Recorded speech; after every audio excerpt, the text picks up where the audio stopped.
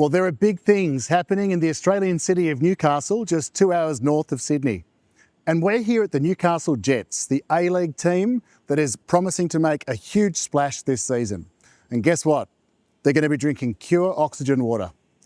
We sat down with one of their star players, Lachie Rose, and asked him about performance, recovery, and what he sees as the priorities for the season ahead.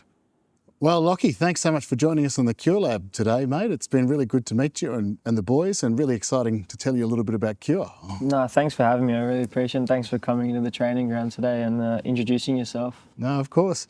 So look, really exciting times here at Newcastle Jets. There's been a lot of change lately. You've transitioned fairly seamlessly into your role here at the club. Tell us about what you're seeing. Oh, I feel like Newcastle is a growing place. And especially as a club, as I said, a lot of changes have happened, and I think for us it's now trying to look forward to the future and how we can grow this club in a very positive way. And yeah, I think we're on the right track at the moment. One of the words that we hear a lot recently about the Newcastle Jets is culture.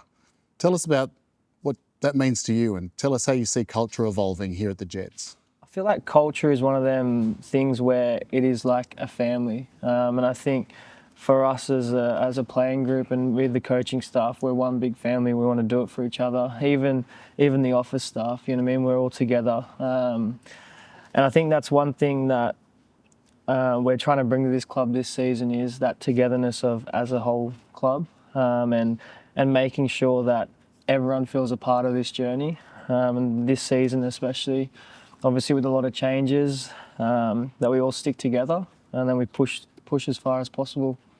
Well, aged 26, you're now considered a veteran by Newcastle Jets standards. It was really interesting chatting with you and Lachie and Xavier earlier, two really talented young guys. What do you see your role as with those younger players coming through?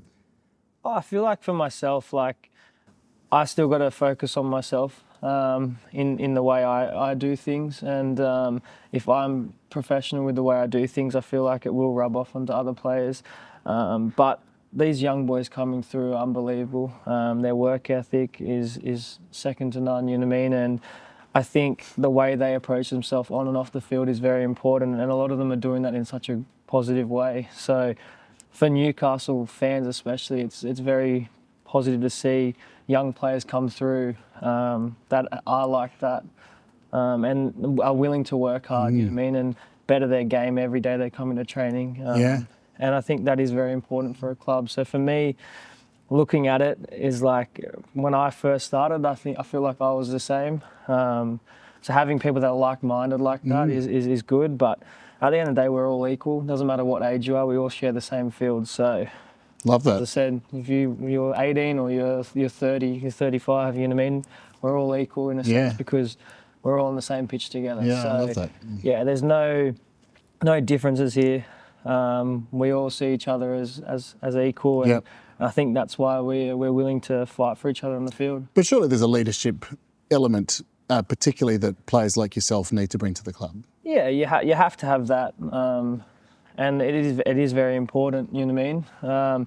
But then also with a lot of the younger boys, they're learning to stand up now to become leaders, and I think that's key as well because you don't see that as often, you know what I mean? And in a young team like ourselves, you need that. So boys that are willing to stand up when things aren't going right in a match. And I think this year you'll see that a lot. Love that. Well, let's talk about leadership. You've got Milligan here, of course, but you actually have a story with Mark going back quite a few years. Yeah, Millsy was my captain back at MacArthur in the first season, and yeah, he was unbelievable. There's nothing bad I can say about him as a captain. For me, he was a great role model. He was always helping me, you know what I mean? He was tough, but he was always fair. And he helped me in such a positive way. And to have him come in as a coach, which I wasn't expecting, it does put a lot more faith in me. And also when I go out on the field, you know what I mean? You want to work hard for someone that believes in you. And yeah, as I said, he believed in me when I was younger. But as I said, he was firm, which is needed for a young player at such a young age. But when you look back at it, it was all for a reason. And I am very grateful for that. Wow. I mean, everyone at home will have seen Mark Milligan playing for Australia. I think he's played at 4 different World Cups. Yeah. How different is Mark Milligan the player to Mark Milligan the coach? I don't think there is a difference because he was a true leader back then. So coming into a coaching environment, he still needs to be a leader. You know what I mean? You need people to buy into what he's talking about. And as a captain, you need to do that as well. So he did that. And I think for us as players, everyone's bought into it this year. And everyone trusts him. And like people are trying to work hard for someone that you're buying into what they're talking about. And I think for him, nothing has changed really. Obviously different now. He's standing on the sideline and directing orders. But when he was on the field, he was directing orders. Right. You know what I mean? Yes. And when things weren't going right, as I said before, he was doing that. So for us, he's been quality. Let's talk about performance, especially with someone who runs like you do. What's it like when you get to the back end of matches, to the final 20 minutes, for instance, and how much focus are you putting on endurance and stamina and physical conditioning in this pre-season? I think when you get to them back ends of them games, I feel like the funny thing is your body can actually push to those limits. It's more the mental side of things. And I think when I was younger, I think I wasn't great at understanding that mental side of things. I'd make a lot of mistakes, you know what I mean? I wouldn't slow myself down. It's like your body's under fatigue, so you're going to make mistakes, but also mentally you got to be switched on, because if you're not mentally switched on, you will make a lot more mistakes because you're not thinking properly. And that's from fatigue. Yeah. So it's about being able to execute under pressure, under fatigue. Exactly. Being able to do that is very important. And then obviously when you are getting fit in pre-season and you are pushing your body to your limits, when you get to those stages, you don't feel as fatigued, you know what I mean? Sure. But as I said, every game's different though. So one game you might run more, one game you might run less, you know what I mean? So that's the joy of football. You don't know what's ever going to happen in a game. So I think for me, this pre-season is making sure I've got my body right. So when it does come to them crucial times, I know that I'm capable of being able to execute what I need to do. It was really thrilling to get a chance to tell you a little bit about KURE Oxygen Water, especially in a world where athletes like yourselves will bust a gut for a 1% improvement in some metrics. The fact that KURE can potentially deliver a 20% reduction in lactate buildup simply by drinking one bottle must be music to your ears. Yeah, for us players, as I said, any 1% helps. And to have that on board for this season, for us players, it puts a lot more faith. When we step out in the field, you know what I mean, we can push our bodies to the limits, knowing those scientific things that are proven that are going to help us. So I think for us, it does put a lot more faith in us. So when it does come to them crucial times, we're able to step up. Have you had a hyperbaric chamber before? Yeah, I have. Yeah, how did you find it? I find it interesting. It's different, you know what I mean? And as I said, I haven't done heaps of them, but when I did do them, it was interesting experience. And so, hyperbaric oxygen therapy is fantastic, right? There's decades of science on this now, and the jury is in. They are effective. It's an accepted scientific and medical intervention. But, the thing about hyperbaric chambers is that they're expensive. It'll cost you $700 for a 90-minute session. Plus, yes, you might get a massive surge of oxygen, but it's gone a short time later.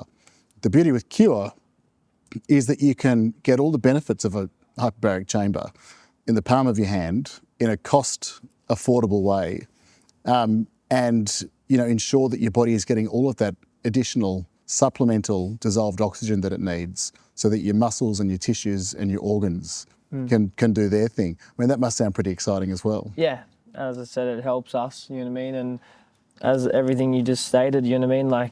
It's all positive, you know what I mean? And that's what you need, you know what I mean? You need things that are going to help you with the positive. And I go back to those 1%ers, they are so crucial, you know what I mean? And in those crucial times, you need those 1%ers, you know what I mean? Everything adds up, you know what I mean? So, I think all the boys are keen for this year. A lot of the staff are keen this year for this. Great.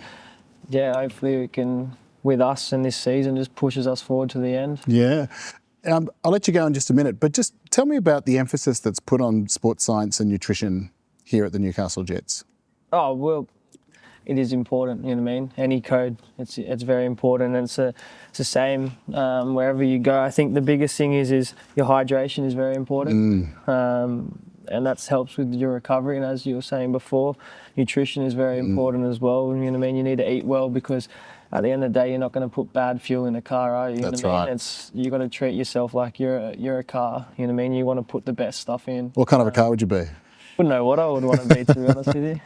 Maybe a G-Wagon or something. I don't know. Something that just drives long distances that lasts forever. I'd say a Nissan Navara. That's There you go. Nissan Navara. Love the Nissan Navara. Love a Nissan Navara. Well, Rosie, mate, thank you so much for taking the time to have a chat. Best of luck this season, and really look forward to hearing how you get on with KURE. No, thank you for that. I really appreciate it.